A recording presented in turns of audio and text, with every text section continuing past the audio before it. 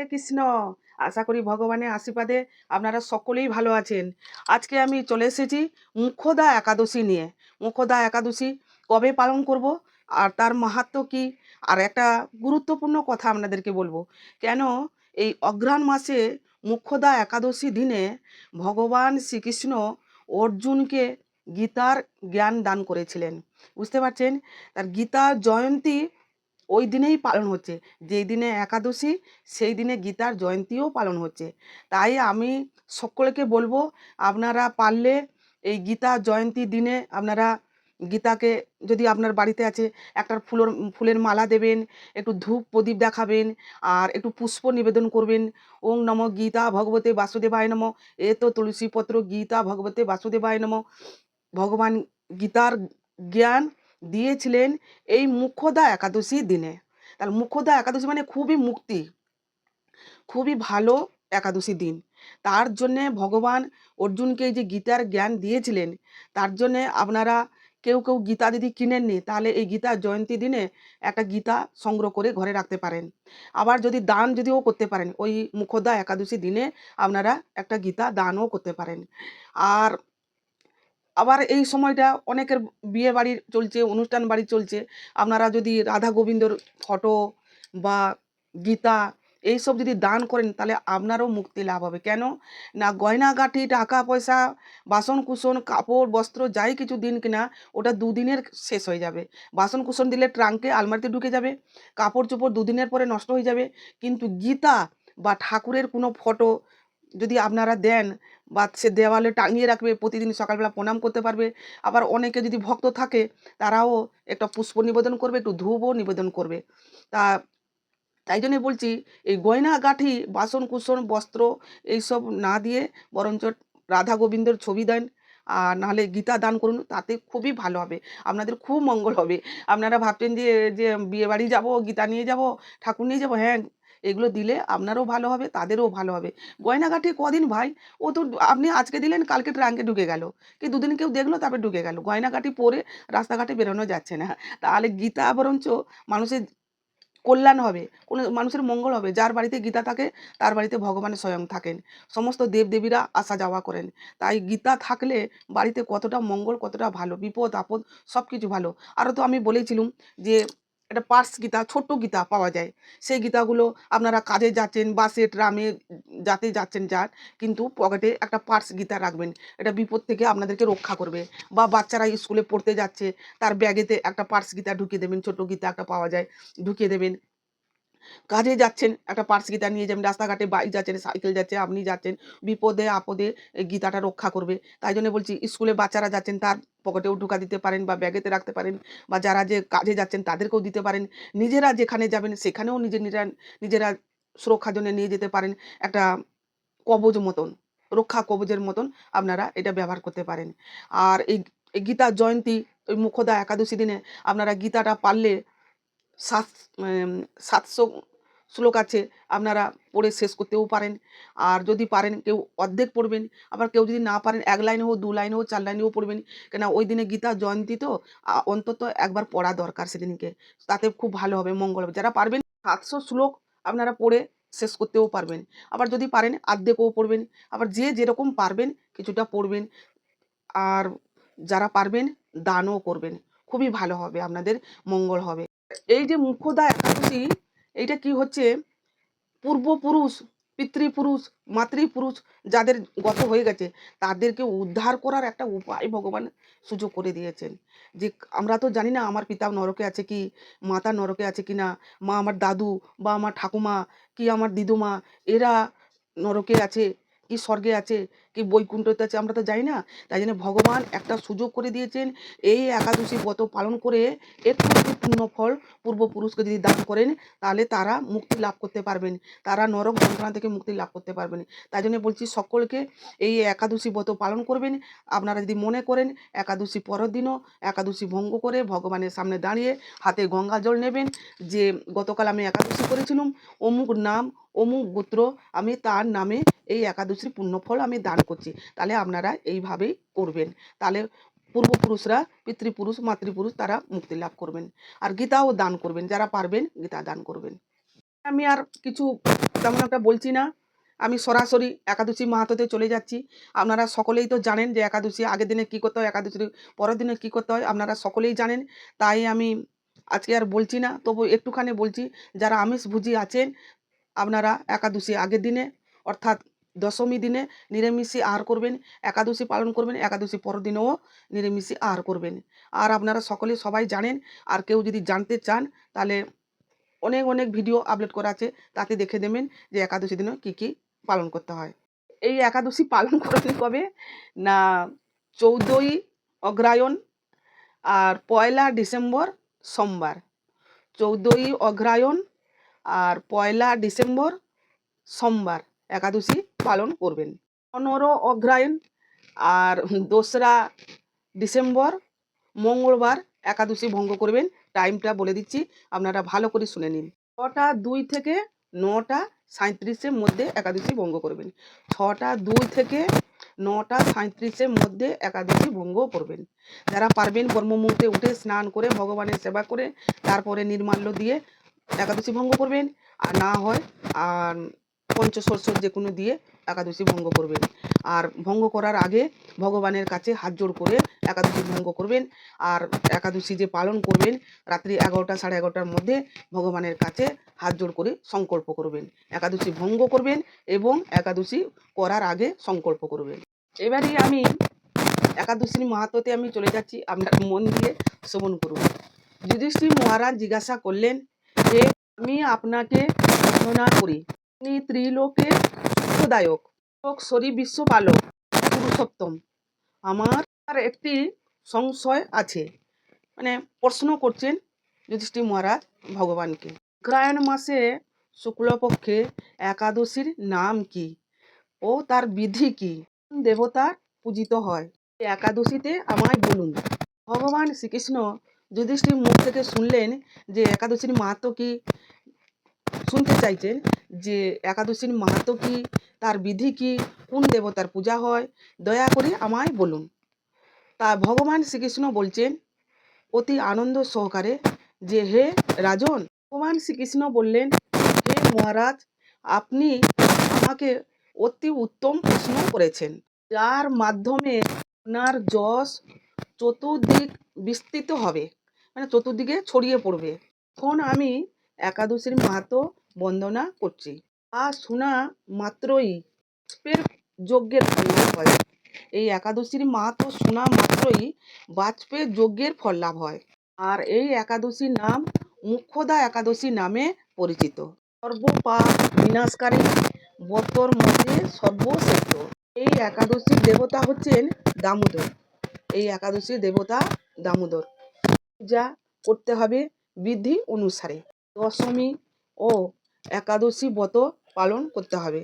পরদিন তুলসী পত্র ও তুলসী পত্র মঞ্জুরি, তুলসী পত্র আবার তুলসী পত্র মঞ্জুরি, ধূপ প্রদীপ ইত্যাদি উপচারে শ্রী দামোদর দেবতার পূজা করতে হবে। সরাসরি বিধি অনুসারে এই দামোদর পূজা করতে হবে। মানে বিধিতে পূজা করলে, বিধিতে বিয়ে হলে তার যতটা পুণ্যফল ভালো হয়, অবিধিতে পুজো করলে, অবিধিতে বিয়ে হলে ততটা পুণ্যফল মঙ্গল হয় না। তাই জন্য বলছে যে সরাসরি বিধি অনুযায়ী দামোদর দেবতার পুজো করা কর্তব্য ও একাদশী পালন করতে হবে। উপবাস করে তপ শ্রুতি গীতি কীর্তন জপ ইত্যাদি দ্বারা রাত্রি জাগরণ করা কর্তব্য। যারা পারবেন রাত্রি জাগরণ করবেন, যারা পারবেন নির্জলা উপবাস করবেন, যারা পারবেন না 12টা পর্যন্ত উপবাস থেকে তারপরে আপনারা জল ফল সব রকমের খাবার খাবেন। পর ভগবান শ্রীকৃষ্ণ বললেন, হে মহারাজ, আমি আপনাকে এক অলৌকিক কাহিনী আপনাকে বলছি, আপনি মন দিয়ে শ্রবণ করুন। শোনাই সর্বপাপ ক্ষয় হয়, মানে এই ব্রত মাহাত্ম্য শ্রবণ করলে শোনা মাত্রই তার সর্বপাপ ক্ষয় হয়। এ ব্রত পুরুষেরা নিজে নিজে পাপ জনি হয়েছে। এই ব্রত পালনের পুণ্যফল বিন্দুমাত্র তাদেরকে দান, তারাও মুক্তি লাভের, তারাও যোগ্য হন। মানে যে পূর্বপুরুষরা নিম্নজনী হয়েছে বা পাপেতে পড়ে আছে, তারা যদি কেউ যদি এই ব্রত পালন করে তাদেরকে যদি বিন্দুমাত্র দান করে, তারাও মুক্তি লাভ করে যোগ্য হতে পারে। কোনো এক সময় মনোরম চম্পনগর ওইখানাস নামে এক রাজা ছিলেন। তিনি ছিলেন সমস্ত বৈষ্ণব, শূদ্রগুণ আর শূদ্রগুণ আর বিন্দ প্রজা সত্য ছিলেন।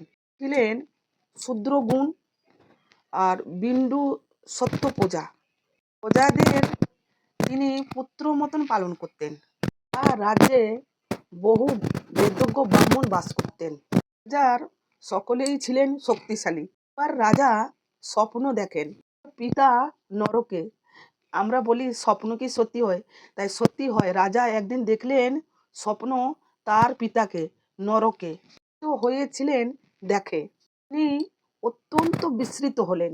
তিনি ব্রাহ্মণদেরকে ডেকে বলতে লাগলেন, ব্রাহ্মণগণ, গত রাত্রে স্বপ্ন দেখি নরক থাতনায় পিতাকে কষ্ট পেতে দেখে, তাকে কষ্ট দেখতে পায়, তাকে কষ্ট পেতে দেখে আমারও খুবই কষ্ট হয়।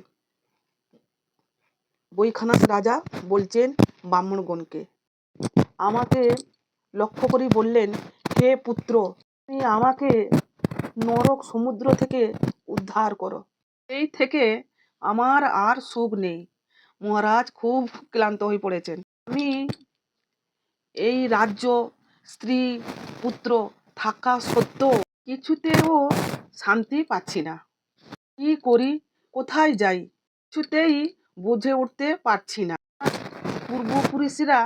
পূর্বপুরুষরা মুক্তি লাভের করতে পারেন, মানে পূর্বপুরুষরা মুক্তি লাভ করতে পারেন। ব্রাহ্মণগণকে বলছেন যে আমার পূর্বপুরুষরা কিভাবে মুক্তি লাভ করতে পারেন, এমন কোনো পুণ্যর ব্রত, তপস্যা ও যজ্ঞের কথা আমাকে উপদেশ করুন, আমি অনুষ্ঠান করব। আমার মতন পুত্র সমান থাকা সত্ত্বেও যদি পিতা মাতা, যদি পূর্বপুরুষরা যদি নরক যন্ত্রণা ভোগ করতে থাকেন, তবে সে পুত্রের কি প্রয়োজন? পূর্বপুরুষরা যদি নরক যন্ত্রণা ভোগ করতে থাকে, তাহলে সেই পুত্র যদি থেকে উদ্ধার উপায় যদি না করতে পারে, তাহলে সে পুত্র থেকেও কি প্রয়োজন? বুঝতে পারছেন আপনারা? ব্রাহ্মণগণ বললেন, হে মহারাজ, আপনার রাজ্যের কাছেই তুলসী পর্বতমুনি আশ্রম রয়েছে। তিনি হচ্ছেন ত্রিকালজ্ঞ। ওনার কাছে মুক্তির উপায় জানতে পারবেন। ব্রাহ্মণগণ বললেন বৈখানাস রাজাকে। ব্রাহ্মণগণকে নিয়ে বৈখানাস রাজা পর্বতমুনি আশ্রমের কাছে গেলেন। থেকে ষষ্ঠাঙ্গ প্রণাম নিবেদন করলেন। মুনিবর দেখে রাজাকে জিজ্ঞাসা করলেন, সব কিছু কুশল তো? যেরকম আমাদের বাড়িতে কুটুম এলে, কি গো তোমাদের ঘরে সব ভালো তো, সকলে ভালো আছে তো, সেরকম মুনিবর রাজাকে দেখে জিজ্ঞাসা করলেন, হে মহারাজ, সব কিছু কুশল তো? মুনিবর জিজ্ঞাসা করলেন যে সব কিছু কুশল কিনা। তখন মহারাজ বললেন, হে প্রভু, আপনার কৃপাতে সব কিছুই কুশল। তবে আমি একদিন স্বপ্ন দেখি আমার পিতা নরক যন্ত্রণা কাতর আর্তনা শুনে দুঃখিত চিন্তাগ্রস্ত হয়েছি। হে মুনিবর, কোনো পুণ্য ফলের দ্বারা তিনি দুর্দশা থেকে মুক্তি পাবেন, তার উপায় জানতে যে আপনার শরণাগত হয়েছি। রাজার কথা শুনে মুনিবর কিছুক্ষণ ধ্যানেতে বসলেন। তারপরে কিছুক্ষণের পর মুনিবরের ধ্যানেতে যা দেখলেন সেটাই বললেন। যে মুনিবর বললেন, হে মহারাজ, আপনার পিতা পূর্ব জন্মে অত্যন্ত কামাচারী হওয়ায় তার এইরকম তার অধোগতি লাভ হয়েছে। এখন পাপ মুক্তি হবার মতো বলে দিলেন। এবার মহারাজ তখন কি করবেন, যে এই পাপ থেকে মুক্তি পাওয়ার জন্যে মুনিবরের কাছে প্রার্থনা করলেন। মুনিবরের কাছে প্রার্থনা করলেন যে পাপ থেকে মুক্তি কিভাবে না পেতে হবে। তখন মুনিবর বললেন, হে মহারাজ, এই অঘ্রাণ মাসে কৃষ্ণপক্ষে মুখ্যদা একাদশী নামে পরিচিত। মুনিবর বললেন যে এই অঘ্রাণ মাসে শুক্লপক্ষে মুখ্যদা একাদশী নামে পরিচিত। এই একাদশী ব্রত আপনি পালন করুন, আর শাস্ত্র বিধি অনুযায়ী দামোদরের পুজো করুন। তার পরদিনে আপনার পিতা গোত্র নাম ধরে পুণ্য ফল দান করবেন। আপনার পিতা নরক থেকে যন্ত্রণা থেকে মুক্তি লাভ করবেন। তাই মুনিবর কথার মতন মহারাজ গৃহে ফিরে এলেন। এসে আর কিছুদিনের পর দৈব কৃপায় অঘ্রাণ মাসে মুখ্যদা একাদশী তিথি লাগে। তখন মহারাজ স্ত্রী পুত্র সকলকে নিয়ে এই একাদশী ব্রত পালন করলেন। বিধি শাস্ত্র অনুযায়ী ব্রত পালন করলেন। তার পরের দিনে উনার পিতার নামে, পিতৃপুরুষের নামে উনি পুণ্যফল দান করলেন। আর উনার পিতা নরক যন্ত্রণা থেকে মুক্তি হয়ে স্বর্গে গমন করলেন। আর স্বর্গ থেকে পুষ্পবৃষ্টি হতে লাগে। আর বৈখানস রাজার পিতা স্বর্গ থেকে বললেন, হে পুত্র, তোমার মঙ্গল হোক। এরপর ভগবান শ্রীকৃষ্ণ বললেন, হে যুধিষ্ঠির মহারাজ, যে ব্যক্তি এই মঙ্গলদায়িনী মোক্ষদা একাদশী পালন করে তার সমস্ত পাপ নষ্ট হয় এবং মৃত্যুর পরে মুক্তি লাভ করে। এই ব্রতের পূর্ণ সংখ্যা আমারও জানা নেই। ভগবান কৃষ্ণ বলছেন যে এই যে ব্রত পূর্ণ সংখ্যা কত সে আমারও জানা নেই। তাহলে কে জানবে বলুন? যে স্বয়ং ভগবান উনি বলছেন জানা নেই, তাহলে আমরা কি করব বলো? আমাদেরও তো আরো জানা নেই। চিন্তামণির মতন এই ব্রতটি আমার অত্যন্ত প্রিয়। ভগবান শ্রীকৃষ্ণ বলছেন এই ব্রত কথা যিনি পাঠ করে, যিনি শ্রবণ করে, তাৎপর্যজ্ঞের ফল লাভ হয়। কেউ যদি ভক্তি সহকারে এই মুখ্যদা একাদশীর মাহাত্ম্য পাঠ করে বা শ্রবণ করে, তার বাজপেয়ী যজ্ঞের ফল লাভ হয়। হরে কৃষ্ণ। এইখানে একাদশীর মাহাত্ম্য হলো। আপনারা সকলে এই মুখ্যদা একাদশী পালন করুন, আপনারা মুক্তি লাভ করুন, ভালো থাকুন, সুস্থ থাকুন। আর পূর্বপুরুষেরা তাদেরকেও মুক্তি করান। মাতৃপুরুষরা, পিতৃপুরুষ, মাতৃপুরুষ, পূর্বপুরুষরা তাদেরকে সকলকে মুক্তি করান। তাদের নামে গীতাও দান করতে পারেন। তাদের নামে এই একাদশী ব্রত পালন করে তার পরদিন তার নাম ধরে, তার গোত্র ধরে জল নিয়ে আপনারা তার পুণ্য দান করুন। পিতৃপুরুষরা, মাতৃপুরুষরা বা পূর্বপুরুষরা তারা মুক্তি লাভ করতে পারবেন। এই একটা ভগবান সুযোগ দিয়েছেন এই একাদশীতে। তাই আমি সকলকে আমি আদর করে বলবো এই ব্রত পালন করুন, আর ওনাদেরকে উদ্ধার করা এই উপায়টা আপনারা অতি অবশ্যই করুন। কেননা ওনারা উদ্ধার হলে, মুক্তি লাভ হলে, ওনারা আশীর্বাদ করলে, তাহলে আমাদের জীবনটাও ধন্য হবে, আমাদের জীবনটাও মঙ্গল হবে। তাহলে ওনারা কষ্ট পান, দুঃখ পান, আমরা যদি সন্তান হয়ে যদি কিছু না করতে পারি, তাহলে আমাদের এই জন্মটা হচ্ছে ধিক জন্ম। তাহলে আমাদের জন্মটাও হয়েও কোনো লাভ নেই। কেন না, যদি আমরা কোনো কাজে যদি কিছু সুফল না করতে পারি, তাহলে আমাদের এই জন্মটা তো বৃথা হয়ে গেল। মানব জন্ম হয়েছে ভগবানের সেবা করার জন্য, মানব জন্ম যেরকম বৃথা না হয়ে যায়। তাই জন্য বলবো এই মাধবের তিথি পালন করুন, আর সকলকে উদ্ধার করুন, মুক্তি করান, আর নিজেও ভালো থাকুন, সুস্থ থাকুন। আপনাদের মঙ্গল হোক। জয় শ্রীকৃষ্ণ। রাধে রাধে। পরের ভিডিওতে আবার দেখা হবে। হরে কৃষ্ণ। নমস্কার।